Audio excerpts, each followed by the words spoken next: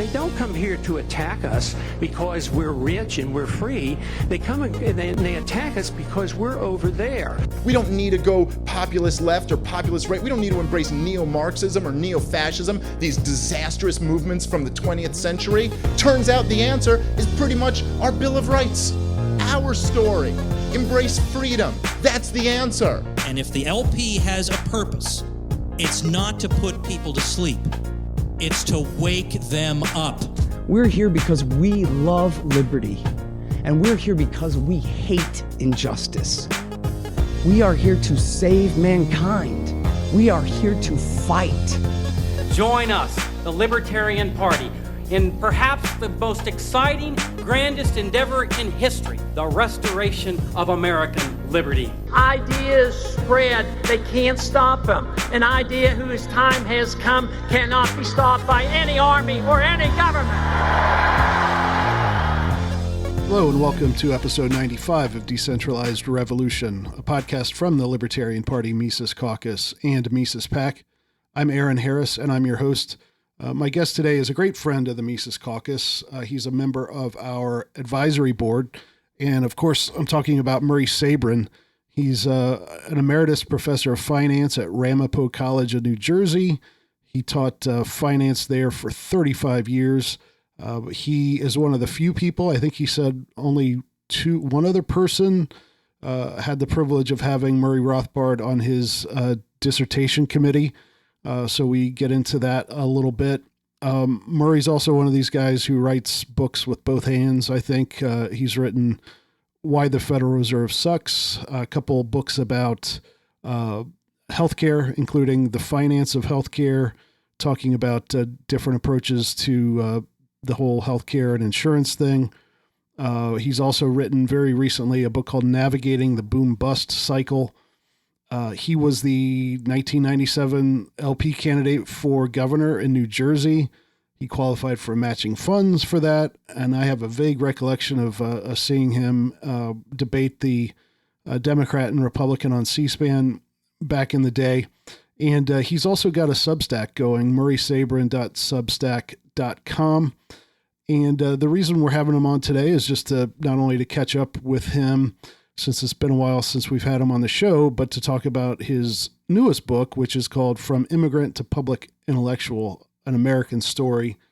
And he's quite a storyteller, and we get into some of that, but there's lots of other stuff in the book. And if you are listening to this on Friday, December 16th, you can get his book free in the Kindle edition on Amazon. Just go to decentralizedrevolution.com/95. It'll take you to the link to do that. We'll also have links to his Substack and some of his other stuff. And right now, just to enjoy my talk with Murray Sabrin.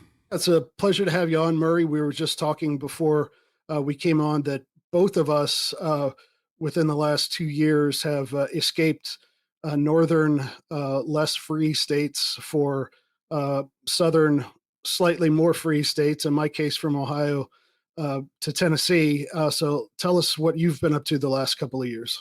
Well, I retired in July 2020 after 35 years of teaching finance at Ramapo College of New Jersey. And that's a story in and of itself, which is in my autobiography. But I'll give you the gist of it. I was thinking of retiring several years before I actually did, because I didn't know if I had enough stamina, if you will, to get through 35 years, which is a nice round number to have a career in higher education. And so we decided to look at Florida as a possible retirement site. And so we came down in January of 2020, right before COVID hit. And we were looking around the Fort Myers area because my sister-in-law lives on Sanibel, which, as you know, got devastated by the Hurricane Ian. So we came down here for a couple of weeks or so and looked around and saw some rental units because we really didn't want to buy anything at that time, having been a homeowner basically for more than 45 years. So we were looking around for different developments and we didn't find anything exactly what we wanted. And then when we came back to New Jersey a month or so later, I went online to apartments.com and I saw this new development in the Fort Myers area and literally checked off all the boxes we were looking for. And so I was going back and forth with the leasing agent, and we came down in April of 2020. And actually, we didn't come down in April of 2020. I'm trying to recall. We did come down in April of 2020, and we signed the lease, and we moved in June of 2021. Initially, we were going to move in December of 2020, but I was writing a book, and my wife said, "Why don't you finish the book and then we'll move to Florida?" And I said, "That sounds a much better plan than leaving the state of New Jersey at the end of 2020." And so I finished the book. Actually, I wrote two books in the first year of retirement. One was on creating a universal medical care system using free market approaches, and that's available on Amazon. And then I wrote my first book for Business Experts Press called Navigating the Boom Bust Cycle, an entrepreneur survival guide. So both those books came out in 2021, and I was promoting them on talk radio and various social platforms on the internet. And so I had another book to write for Business Experts Press called Financing of Healthcare, which came out in October of this year. And then my autobiography came out at the end of November. And that's an interesting story of how that came about. In 1997, I think some people watching may have been too young to remember, but I was the New Jersey Libertarian Party candidate. And I had no aspirations to run for office, let alone governor of the state of New Jersey. And so when I found out what was involved, I went to the convention. I had no opposition, so I got the nomination by acclamation, which is a very nice thing to do in a campaign for anything that you don't have any opposition.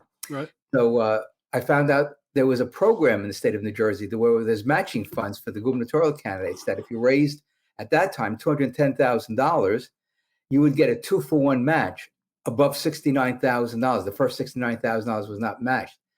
So what was the game plan? The game plan was to raise at least $210,000 by the deadline, which I think was September 2nd, and apply for the matching funds, which would require me to be in 3 debates with the Democrat and Republican candidates, the Republican being incumbent Governor Christy Todd Whitman, the Democrat being State Senator and Mayor of Woodbridge, Jim McGreevey, who went on to become governor in 2001.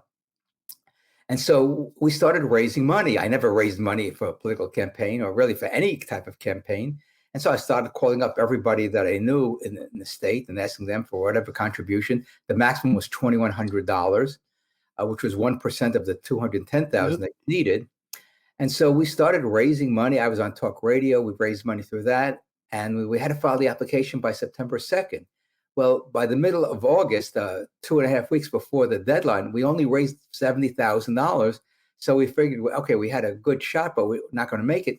Then we were in contact with a fundraiser for the National Libertarian Party, who does direct mail campaigns, and he put together a letter that was then sent to the National Libertarian Party mailing list.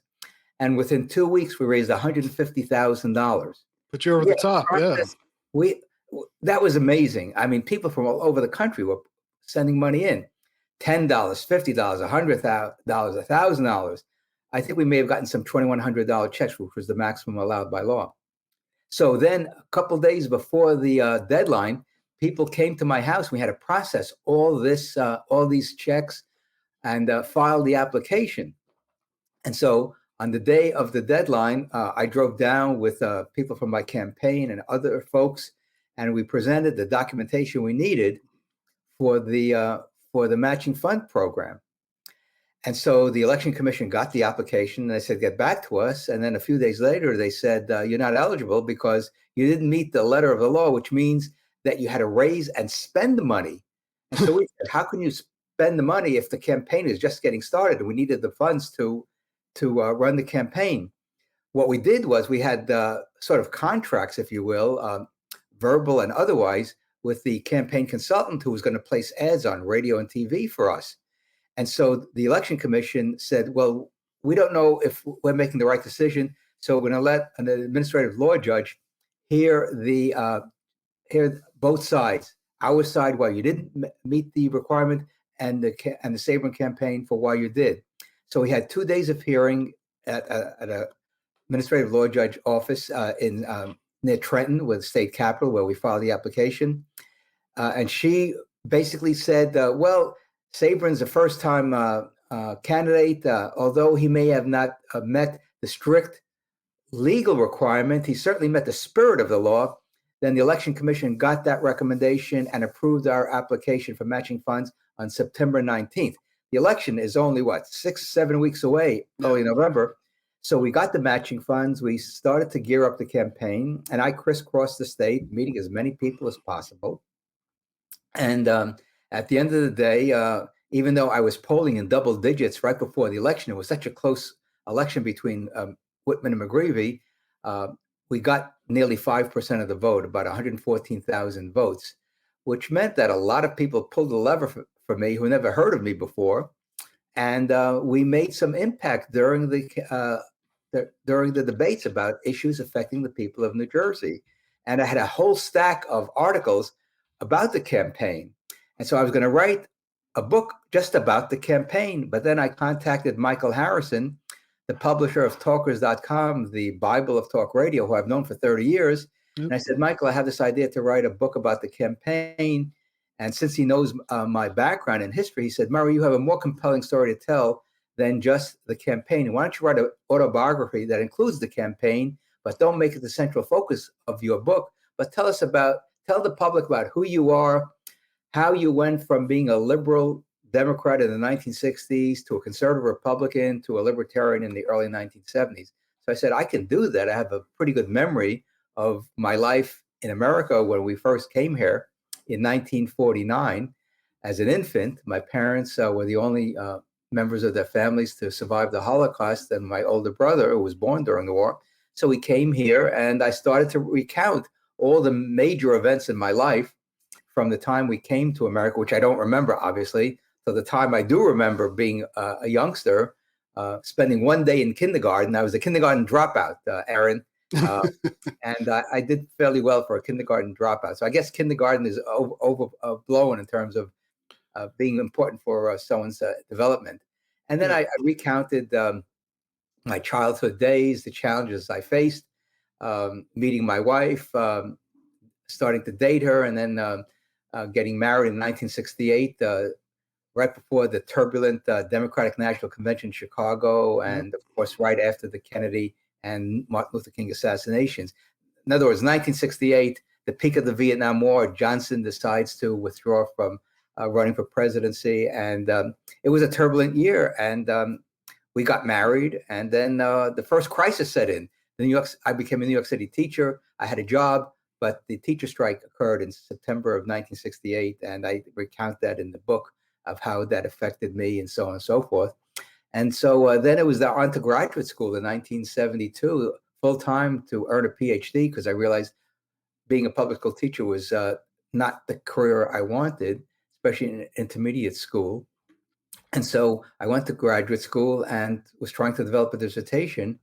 And one day I was reading Man, Economy, and State, Murray Rothbard's great treatise on economics, and I came to the chapter on money and banking, and I started leafing through it, and I saw a discussion of how new money spreads through an economy. And I said, since I'm in the geography department, the fusion theory is very important, not only in geography, but in marketing and other disciplines, sociology, philosophy. And I said, let me put together two ideas, the creation of money and how it diffuses through the economy and affects local economic activity. And so that's what my dissertation was. And I invited Rothbard to be a member of that committee, because I was allowed one outside member. Wow. And this dissertation was published in 1981, and I'm only one of two people in higher education that earned a PhD under Murray Rothbard. So I want to get in. I have a couple questions about that dissertation here in a second, but you grew up in New York, I think Manhattan, in the 1950s. So was it the Bronx? And the Bronx. So Yankees, Dodgers, or Giants? Oh, Yankees. I lived 5 stops away from them on the number 4 train. So we went to a few games. The bleachers were 50 cents, believe it or not. General admission was $1.50, $1.30. Reserve seats were $3.50. Now they're, I don't know, $500 or something like that. Yeah. Everything's inflated, thanks to the Federal Reserve. Yeah. So yeah, I always love talking to guys who got to see people like Mickey Mantle play and all that. Of course, I only see that in my little computer baseball simulations and stuff. So that must have been great to, because New York was just such a wildly crazy about baseball then, and had just three great teams. And yeah, I envy you getting to experience that. Well, I was at a game once with my cousin from Colorado, whose apartment we moved into when they moved to Colorado in the summer of 1953. He was a big Yankees fan. And we went to Yankee Stadium one day. I think it was 1961 or 62. And Mickey Mantle was up hitting right-handed. This is the old Yankee Stadium where it was 457 feet to left center, 461 feet to center. He was, and I was sitting toward the first base in the upper deck. So he had a pretty good view of home plate. And he was batting right-handed. And he literally flicked his wrist with the bat, and the ball jumped out of the bat on a line drive over the right center field scoreboard into the bleachers. Wow. And I couldn't believe how strong he was. He literally just did this with the bat, and he was incredibly strong. And God knows what a career he would have had if he didn't get hurt all those years. Yeah, it's and amazing. Of course, he had an alcoholic problem as well. Yeah. So if he stayed healthy, I think he would have broken Babe Ruth's record of 714. Yep. And would have set all sorts of records because he was incredibly strong, fast, and he just had a lot of health issues from day one. Yeah. The 1951 World Series when he hurt his knee during the series. So it's tragic that he died at age 63 from liver cancer, even though he had a liver transplant. Yeah, the speed is the one thing that he probably would have stole 300 bases too if he hadn't had that injury. I think it was his rookie season, right? He was playing right, and DiMaggio was in center, I think, that series. Right, and he hit it. He caught the ball next to DiMaggio, and he caught his foot in the drain, the cleats, and his knee snapped on him. And surgery back then was pretty what's the word I'm looking for? Crude compared to what it is today. Yeah. So we'll not everybody loves baseball, but I do. But we want to get back into economics, and so having Murray Rothbard on your dissertation committee and doing it on that topic, which is inflation, how it distributes throughout the country geographically. I never quite thought of it approaching it that way before. Tell us what it was like, kind of working with Murray, getting feedback from him. What did he think of the idea, and what did you learn back then that maybe we can apply to today?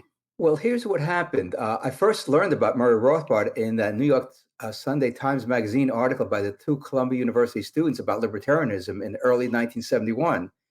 And then, of course, but in August of 71, Nixon imposed wage price controls. That's when I said to myself, these Republicans are not serious about free enterprise and limited government. I left the Republican Party after I joined it in 1969. And so we were on vacation in Italy right after that, August 15th, 1971. And on the flight home, a passenger was reading the New York Times, and there was an editorial essay on the op-ed page saying the president's economic betrayal. And I said, I got to read this article. And lo and behold, it's written by Murray Rothbard. And I read it. And he just demolished Nixon's economic policies. And I said, I got to find out more about him. And so I didn't really pursue it at that time, which I guess I should have. And then I came across his books in the Rutgers Library in 1973. And then I wrote him a letter saying, I'd like to meet with you and invite you to be a member of my dissertation committee. I never heard from him. So one day I drove from New Brunswick, where Rutgers was, to Brooklyn, where he was teaching at Brooklyn Polytech. And I met him, and I sat in his class, and I saw his great teaching ability, and we met afterwards. And then I got an invitation to attend the Austrian Economics Conference in South Royalton in a room with Joe Salerno, who was an up-and-coming Austrian economist at the time, a PhD student at Rutgers.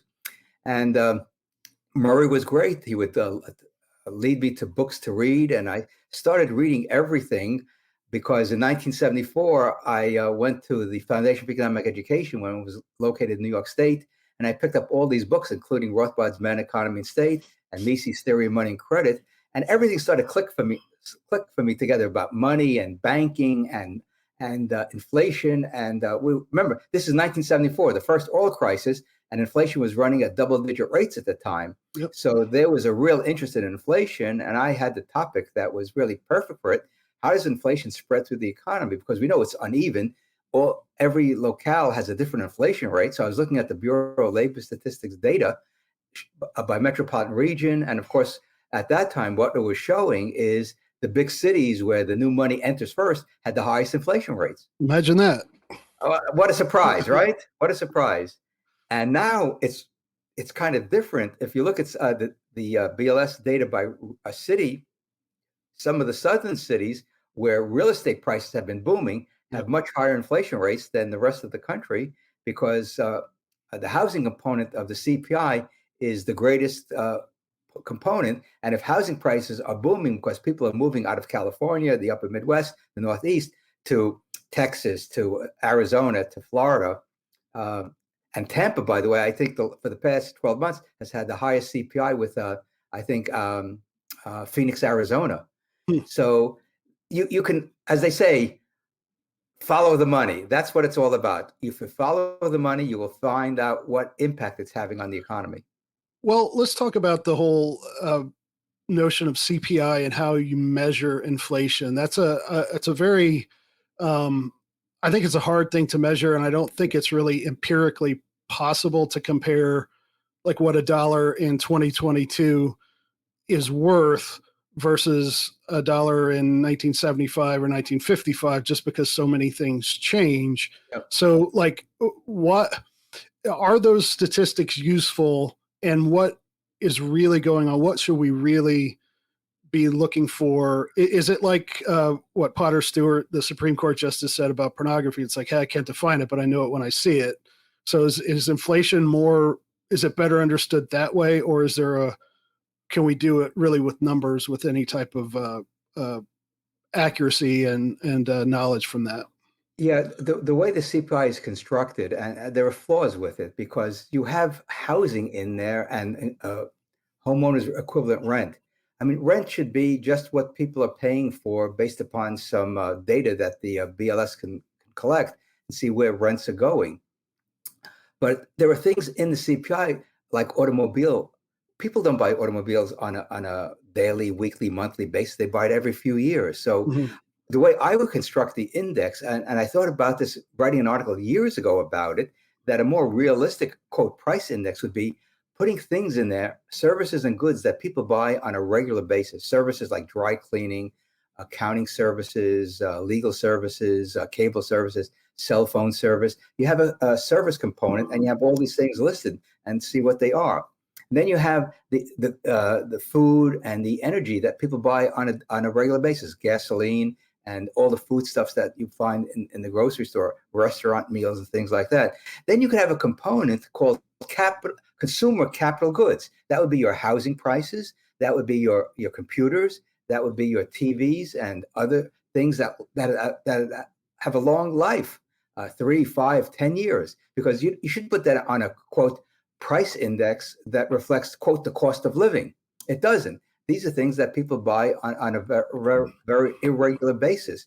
So I think we should deconstruct the consumer price index into services and goods that people buy on a regular basis and capital goods. And then another thing that should be in the consumer price index is, because it's part of the cost of living, is taxation. Yep. Sales tax, income tax, property taxes, all the taxes that people pay. People should know what percentage of their budget or their income goes to taxation, and how their taxation how their taxes are going up on a month-to-month basis. So I think, and we know that Florida doesn't have an income tax, Tennessee doesn't have an income tax, other states don't have income taxes, but they do have sales tax. In other words, everything is basically taxed on a sales basis here in Florida. We lived in New Jersey, and clothing was not taxed. Here it's taxed at 6.5%. So when you go into the store to buy clothing, you feel a little unease because you didn't have to do that in New Jersey. But then again, we're not paying these exorbitant income tax rates that we had in New Jersey. I mean, they really sock it to you in New Jersey if once you get above 6 figures. So again, it's a mixed bag, the CPI. I would like to see a deconstruction of it that would give a more accurate picture of what the actual cost of living is. And we know from another perspective, everyone's cost of living is different. Yep. My cost of living as, quote, a retiree is different than a young person starting out after college. We spend more on things that the young people don't buy. And so you have that component as well. But if you have a so-called basket of goods and you just monitor that basket over time, that gives you some sense about not only the supply and demand situation, but also the monetary conditions that's lifting all prices up. And that's what happens during an inflation cycle. Virtually all prices go up. Right. And I think it's also, there's something going on there where certain things, when they get to a certain level, then maybe the prices, the demand comes down. I always use, my wife and I, we like this brand of bacon called Wright Brand Bacon. And first of all, it's been subject to shrinkflation over the last 10 years or so. It keeps getting, it used to be this big brick and it's the same price, but it keeps getting smaller. Now the price is going up. But so when it gets to a certain price, we don't buy it, and we buy either the slightly cheaper bacon or we buy something else, right? And so like if filet mignon is high, then people are going to switch over to Spam and hot dogs, right? Mm-hmm. So it really, that's one thing that people don't realize about inflation is like it affects just so many of our day-to-day decisions, that taxation is the same way. That I don't think the average person really knows the knock-on effect of, okay, well, they raised my taxes, so I got to do this differently. And because I do this differently, I got to do that differently. And it just really disorders our lives in a really profound way. And it hurts poor people the most. It hurts middle class and poor people the most. And that's what makes me so angry about it. Well, inflation is as Milton Friedman and others have pointed out, it's an unlegislated tax. Yep. Rothbard used to point out that it's better to have higher prices than taxes, because when you keep more of your own money and buy the things that you want, it's better than having money taxed away and you don't get anything for it. Yep. I mean, and this is my beef as a longtime married individual with no kids. We've been paying all these years in New Jersey school property taxes and income taxes, which goes toward the schools. That's money I couldn't use for my retirement savings. I couldn't use for charitable contributions. I couldn't use for my cost for my standard of living. So there are redistribution effects of taxation and monetary inflation that very few people in the mainstream media talk about, but it's real. And God knows how much money I would have had today if I weren't taxed over so many decades for other people's benefit. And this is the problem with the welfare state. It's the redistribution of income. Sometimes it's from upper income people to low income people. Sometimes it's from middle income people to upper income people. And that's what happens with government policy. There are winners and there are losers. There's no such thing as winners, because if that was the case, then the Soviet Union would still exist, and other countries that went the socialist route would exist. But this is why Austrians and libertarians have been railing against inflation, because it is the great destroyer of people's income and wealth. Yeah. And so I have a whole discussion in the book about that, because a natural economy, as I like to call it, deflation is the rule of thumb. Prices go down when you have a sound monetary system and you have productivity. And I realized that, Aaron, believe it or not, in the 1950s when color TV came out, and I think at that time it was $1,000 in the mid-1950s. Yep. That's comparable to about $12,000 in purchasing power today. Can you imagine what type of TV you can get for $12,000 today? I don't know if you can even buy one for that amount, but you can certainly buy a great TV for $2,000 or $1,000. And the color TVs back then, and as a little kid, I said, why would anyone buy a new product at such a high price? They should wait till it's more of it is produced and prices will come down. So instinctively, I knew that prices would come down for new products. And then the Austrian school taught me that prices should come down for all products as productivity increases, and we have sort of a stable money supply. Yeah, it was the same thing with VCRs. I was a little kid, maybe in the early 80s, my dad bought one, and I forget what it was, but it just seemed like this extravagant amount to me. And within 15 years, you could get one for $20, and it was 10 times as good, So I've having a better one. When we got married in 1968, one of the first things we bought was a 15-inch black and white Panasonic TV. I remember taking my mother and my wife, we drove up to Yonkers from the Bronx. We bought a 15-inch TV for $100, a black and white TV. Now you can get practically an HD TV for like $200, $300. That's infinitely better and from quality and longevity. I mean, it's amazing how TV prices have come down in real terms over the last 50 years. And that's because the electronics industry is relatively very sparsely regulated as opposed to healthcare and things like that.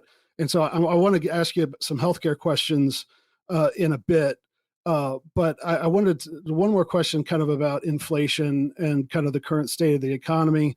I like to ask people this all the time, even though it's hard to, there's lots of factors and I like to get a predictions too, and you can't predict, but and we libertarians may think we know all this, but sum up how we've gotten to this current state of the economy with inflation, and what role has the Fed played in that? How have they been able to keep this QE going for so long? I think we all thought that this was going to blow up before it did. So how did it happen? How has it not collapsed yet? And what do you see happening over the next few years? Okay, let me try to sum it up. A year ago, I wrote an article for Fortune magazine predicting that the recession would begin in 2023, based upon the historical recessions that we've had. The Fed inflates, prices go up, the Fed gets nervous, they see inflation rising, there's an outcry against rising prices, the Fed starts tightening money and credit, raising interest rates, and the recession begins of all the unsustainable economic activity that took place during the boom.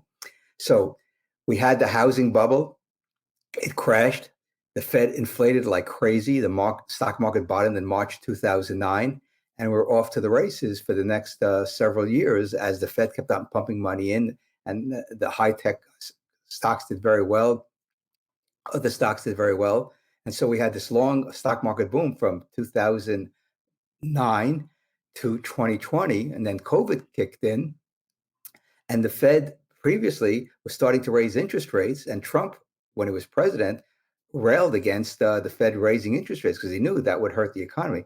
If we didn't have COVID, it looked like the economy was going to go in a recession or at least a slowdown in 2020 because the Fed was raising interest rates during 2019. And so COVID and the lockdowns just upset that scenario. And so the economy imploded, not because of the business cycle, because of the lockdowns, and unemployment skyrocketed to 16%. Stock market tanked 35%, I think, in a few weeks, the greatest decline in history in a short period of time. And then the Fed panicked, and they drove interest rates down to zero, and the federal government spent trillions of dollars that they didn't have. And the Fed just kept on pumping money into the system and gave us another upswing in the business cycle from 2020 to the present. Now the economy is starting to slow down. The stock market peaked a year ago. And the question is, how far down will the stock market go? Well, it really depends on how high interest rates go and how that negatively affects various sectors of the economy that depend on low interest rates, or at least gets a boost from low interest rates like housing and autos and consumer credit. So I still think we're on track for another recession in 2023. The question is, how long will it be? How deep will it be?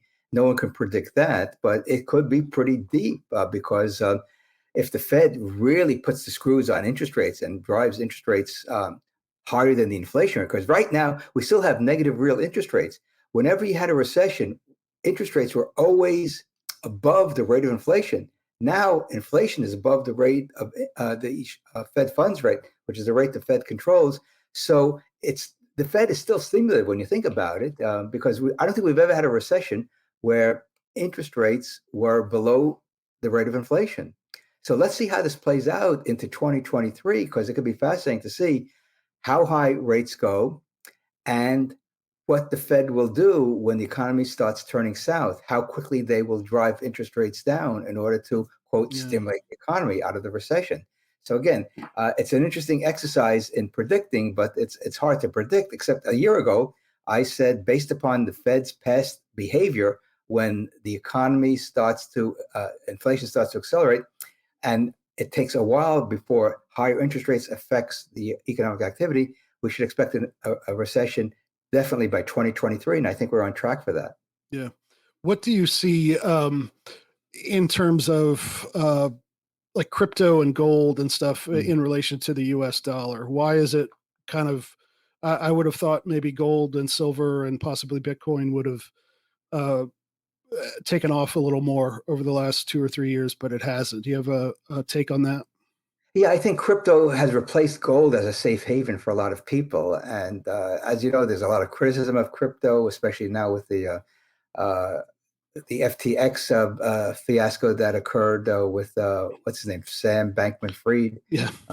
Who's basically under investigation and is on the verge of being arrested if he hasn't already in the Bahamas. So I've never been a fan of crypto. It's basically digital fiat money, if you will, and it's not money because it's not generally widely accepted. Money has to be generally widely accepted, and that's dollars and other foreign currencies and gold. Gold is an international recognized medium of exchange, so people can exchange gold anywhere in the world. We know what the price is; it's set every day, and so people know that. Crypto is so volatile. I mean, if you buy it at 30,000, it goes down to 20,000 in a few weeks. You've lost a third of your purchasing power in crypto. So, and there seems to be some fraud involved in some of these exchanges that house the crypto. So I've never been a big fan. A very smart guy, Warren Buffett, absolutely doesn't like it. He also doesn't like gold. So that's not to say that crypto doesn't have a future. I just don't know what it is. I know gold has a future because every central bank holds gold, and they know it is the ultimate money for a nation's currency. And there are reports that China and Russia are starting to buy more gold because, remember, these are two places on earth that have experienced hyperinflation. Mm-hmm. The Chinese in the late 1940s, which ushered in the Mao Zedong and the Communist Revolution. And then Russia had hyperinflation at the end of World War I, during World War I. And so they're very sensitive to monetary stability. And so they realize that gold is their best friend for monetary stability. And if they start backing their currencies by gold, then that's going to give a run to the dollar as a competitor in the world trading system. So I think the United States makers have to realize that if they keep on inflating, the demand for dollars could go down, as will the demand for treasury securities. And correspondingly, gold and currencies backed by gold, the demand for that would go up. Oh, there's no question about it. I mean, there are predictions out there that gold could go to 3,000, 5,000, 10,000. I mean, who knows? Nobody knows. But the point is, I think right now, given how much money the Fed has created, I think gold is the most undervalued asset in the world. Yep. Because if you look at the purchasing power of the gold, it's held up. Gold was $35 in 1971. It's now about $1,800. So it's up about 50 times. Well, prices haven't gone up 50 times. So if you held gold, you held your purchasing power. That doesn't mean you should put all your money into gold. Stocks have done quite well since 1971 as well. Yep. So again, a diversified portfolio is something that people should consider, but depending upon your own risk tolerance and where you are in the stage of life and how much risk you're willing to take on with the stock market by buying money market funds and so on and so forth, or bonds. So again, it really depends on a lot of variables that you can't give a blanket answer to. But one blanket answer, I would say, everyone should have some of their assets into gold. How much you're comfortable with is strictly a subjective personal decision. And it's basically your ultimate hedge against monetary chaos, which we know can happen because it's happened throughout world history. Yep. I want to talk a little politics here in a minute after I ask you some questions. I think the most recent thing you wrote about healthcare was the one called The Finance of Healthcare, Wellness and Innovative Approaches to Employee Medical Insurance. Talk about that a little bit and kind of why I would imagine you go in that book, go into why all the reasons why American the American healthcare system is so messed up. How would you explain it to someone who says, "Oh well, in like I have relatives in Taiwan, they think, and they might have some. I think they have a point. You know, they have a socialized medicine. Things run fairly well. In some aspects, it is better than our system, which is not free market. So what compare us to what we have in America now to a free market and to like a single payer like Canada or something like that?" Yeah. We basically have a hybrid system. You have Medicare and Medicaid, which are government-run programs, but you still have private doctors for the most part providing medical care. And then you have the medical insurance relationship between the employer and the employee and the third party, the insurance company. From all the research I've done, we would be much better off if we had the doctor-patient relationship at the center of medical care, cash payment for ordinary visits to the doctor for whatever ailment you have, and catastrophic insurance for the big stuff that wouldn't cost as much if we had a free market medical care system, because we have examples of the Surgery Center of Oklahoma and other centers around the country that are providing top quality medical care at a fraction of what hospitals are charging insurance companies, Yep. which means that insurance premiums have to be very high to cover those costs. So if we decentralize medical care decision making and strengthen the doctor-patient relationship, which was the way I learned about medical care when I was a youngster. My parents would take me to the doctor. They'd pay $5 for the visit. We get a prescription, go to the local pharmacy, pay a few dollars, no co-pays, no insurance claims, no nothing. My father had a major operation in 1961. He was a blue-collar worker. He had Blue Cross Blue Shield, and he got great medical care. I don't recall the family saying that this is going to bankrupt us. Prices were reasonable. The insurance paid for what his hospital stay was, and insurance and the surgery, and that was that. And so with government intervention into medicine, prices have gone through the roof. The medical care component of the CPI and higher education are have been the two fastest components of the CPI. And what's so interesting about that, they're both heavily dominated by government decision-making and taxpayer dollars. So if we had a medical care system, which I talk about in my first book on universal medical care, and I compare and contrast the overseas systems with the United States. The overseas systems have some benefits to it, but they're too going more toward a market model where doctors and patients are the center of medical decision making. And medical insurance is the only insurance that we basically get through our employer. Yep. We don't get any other insurance through the employer. And so we have a vibrant free market for automobile insurance, property and casualty, life insurance, and it works extremely well. Yep. So that's the type of system I would like to see, which is consistent with sound economics and free markets. Yep. So I'm working on that by trying to get as much attention for those two books, because if we went that route, I think healthcare costs would go down. Let me give you some numbers which are staggering. The medical costs in the United States are roughly $4.1 trillion. That's about 18% of GDP. The next highest percentage of GDP, I think, is Switzerland, which is around 12%. So we're paying well above what other countries are paying, or their citizens are paying for medical care, and we don't have. We have great care here, but sometimes you can't get access as much as you'd like. Here's the other problem that we're facing in the United States, which no one wants to talk about. This comes right from the CDC's website. 4 in 10 adults have one chronic illness. I'm sorry, 6 out of 10 adults have one chronic illness. 4 out of 10 adults have 2 or more chronic illnesses. That's diabetes, heart disease, strokes, all these debilitating illnesses, which are very expensive to treat. And so what causes that? Well, we know smoking, lifestyle, nutrition, stress to some degree, Yep. and excessive drinking.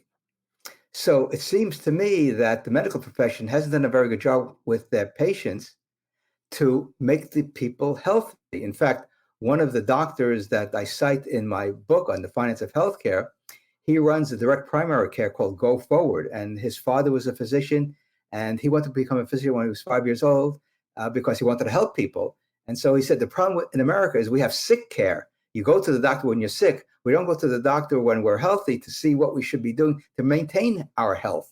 And that's the real issue facing the country, is we go to the doctor when things get really dicey for ourselves, instead of learning what are good lifestyles that will make sure that we don't have a problem as we age through our lifetime. Yep. And the problem is that people, when they reach a certain age, diabetes starts to show up, and heart disease shows up, and other diseases show up, because it takes decades for some of these illnesses to manifest themselves because of poor choices. And the other thing that very few people want to talk about is 40% of adults are obese in America. That number is projected to go to 50% by 2030. And we know that there's a strong correlation between obesity and heart disease and diabetes and stroke and other chronic illnesses because of all the bad things that are happening in your body when you're obese. So the answer is pretty simple. You've got to take care of what you've been given from birth, your body, and do the right things, and don't engage in behaviors that can lead to some of these illnesses. Mhm. And so my wife was a bio teacher, and she said if she had to do it over again, she'd go into nutrition, because people really need good advice about nutrition. And we don't have that because doctors, believe it or not, get very little nutrition training in medical school. I have a friend who's a longtime friend who's a naturopath in New Jersey, who's helped me and my wife on some minor medical issues. And he said he lectures in medical schools, and he asked the students, how much nutrition education do you get? And they said maybe a week's worth, if that much, which is pretty sad, given the fact that what we eat determines, for a large degree, what our health will be. And so he does what he can to educate his patients as a naturopath that there are ways of treating illnesses that don't involve heavy-duty medications, chronic medications. And the amazing thing about his practice is there are traditional doctors that shadow him in his office to see how he treats patients. And he works with oncologists and cardiologists as a team to make sure that the patient is getting the right treatment and not having to deal with some of these medications, which we all know have side effects. Yeah. And I think if one thing that's just and really hard to comprehend that it works this way, the medical and the healthcare cost field, nobody knows what anything costs, because all these prices they're not determined by the market and by the consumer and by the entrepreneur. They're determined by hospitals and government bureaucrats and insurance company officials, like literally negotiating. I had a hospital stay a few years ago, and they would bring me this protein shake to drink, and they were disgusting, and I didn't like them. And I would give them back without having opened it, and they would just throw it away. Oh, well, we can write it off and use that as documentation in our negotiations with the thing. So it's crazy, the amount of the waste, and the fact that we don't know what anything costs. We can't individual people don't know how. They don't have an incentive, and they don't have the knowledge to say, okay, well, what will this cost me if I continue to have these health problems and don't change my habits? Oh, it will cost me this in doctor's visits. All knowing prices helps us make calculations about trade-offs. And from the very top to the very bottom of that whole market, nobody knows what anything costs. So no wonder everybody's making bad decisions. Well, that's why the Surgery Center of Oklahoma should be applauded and emulated throughout the country, because all their prices are posted online. Yep. And there's an organization called MediBid, where doctors bid for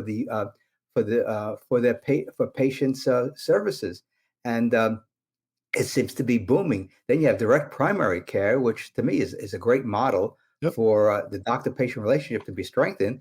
You have to be fully informed. That's the whole bottom line. Patients have to have informed consent no matter who they're seeing, and especially when it comes to surgery.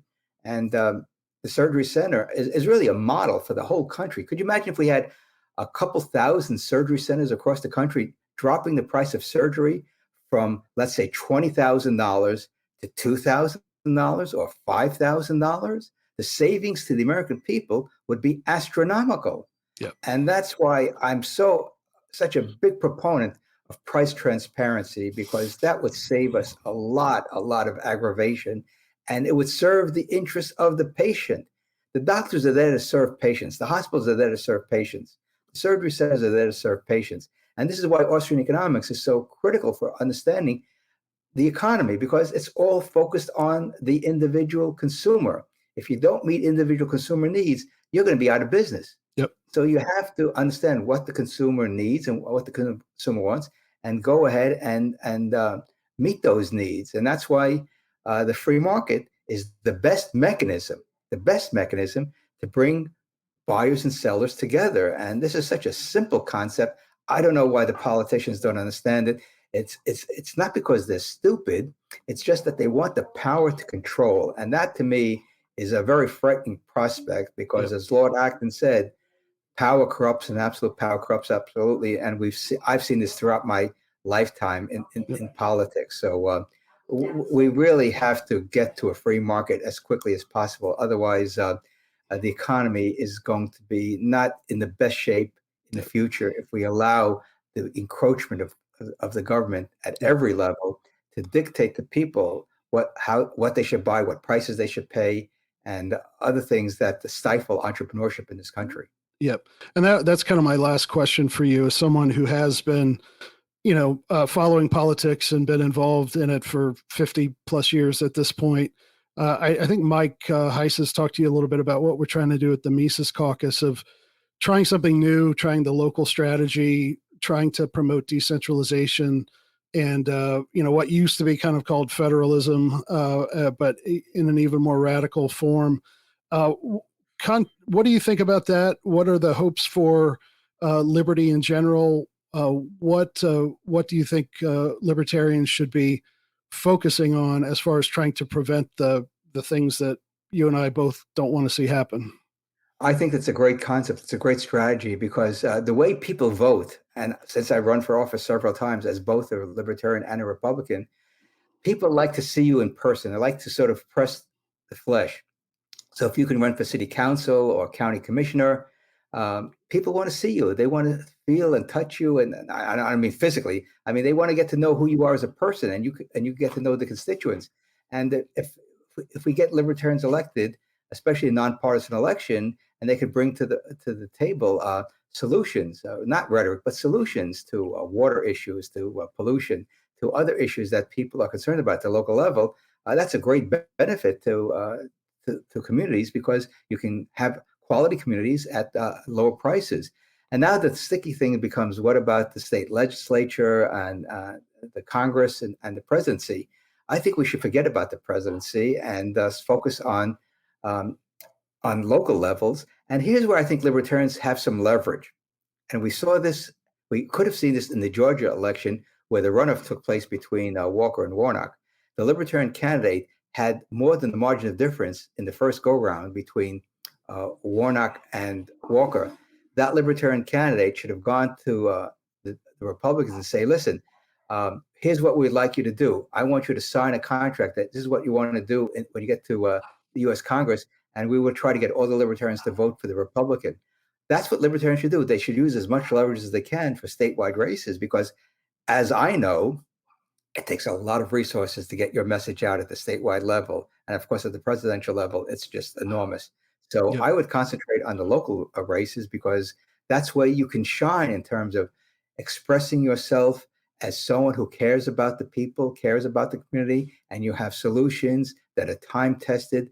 They've been around for a long time. And so let's get libertarians elected all across the country, whether it's in nonpartisan or partisan races, because a lot of the partisan races don't have all the major party candidates in it. Sometimes it's only a Democrat, sometimes it's only a Republican. Yep. And if it's a good Republican, don't run. If it's a Democrat and the Democrat is so left-wing, you could win by showing that there's an alternative to the left-wing policy. So again, this is all tactical stuff that libertarians should think about, rather than just plowing ahead and saying, okay, we're just going to run candidates all over the place, but use your leverage and your ability to form coalitions Yep. with Republicans who rhetorically say they believe in limited government and free enterprise. Well, hold their feet to the fire, because libertarians really believe it. And I discussed that in my autobiography, how that issue came up during the '97 gubernatorial campaign. Yeah, I vaguely remember that. I think I saw one of the debates. I'm old enough to remember, and I was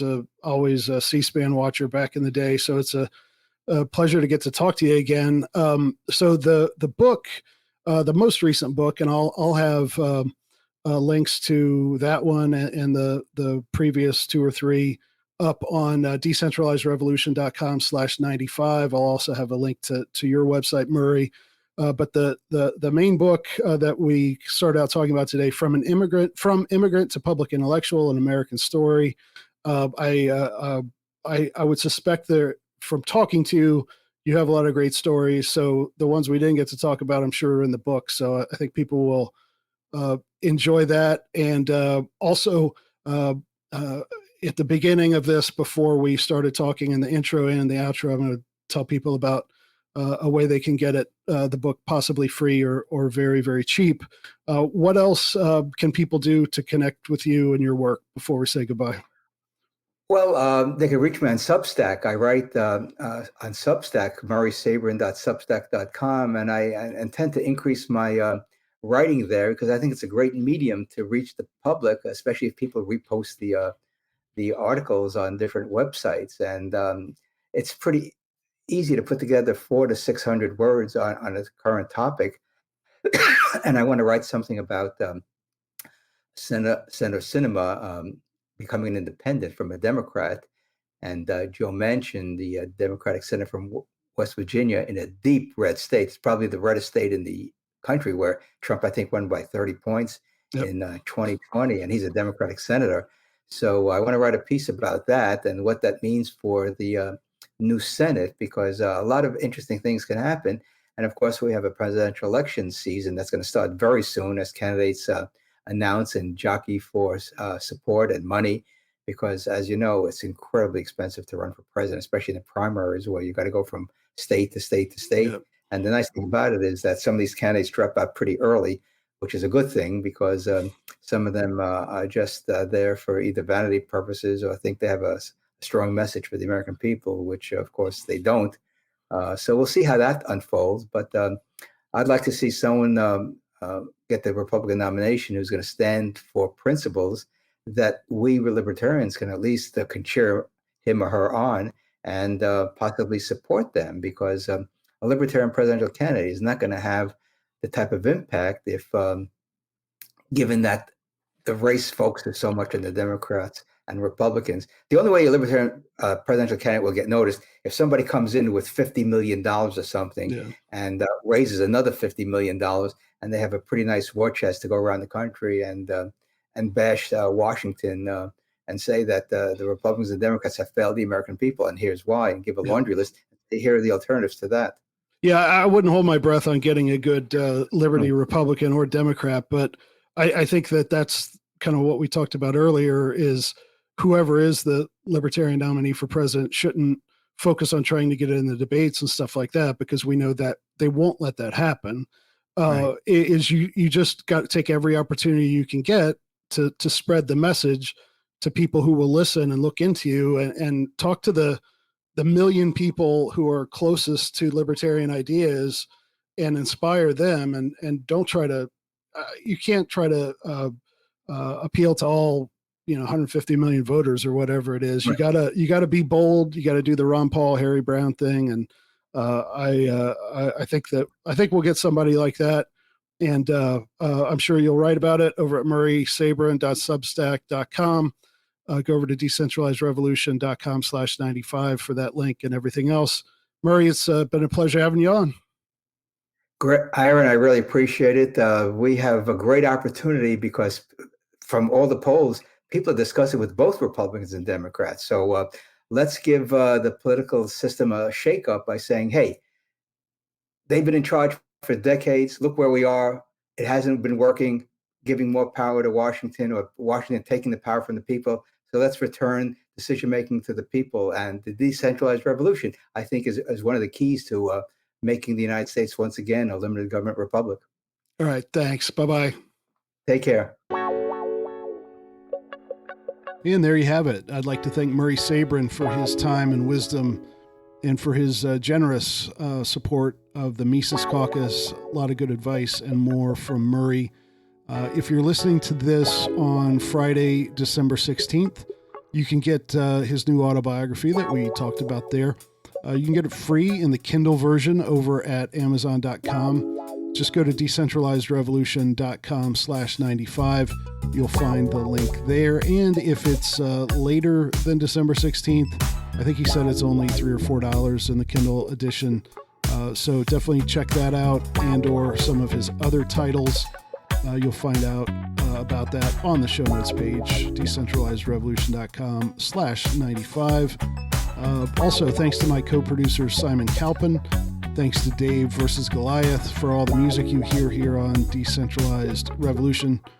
And of course, thanks to everyone who subscribes to our email list and gives to Mises PAC. Over at takehumanaction.com, you can do a one-time gift. You can set up a recurring monthly contribution. And of course, thanks to everyone who listens, shares, rates, reviews, subscribes to Decentralized Revolution. Thanks for listening, and we'll see you next time.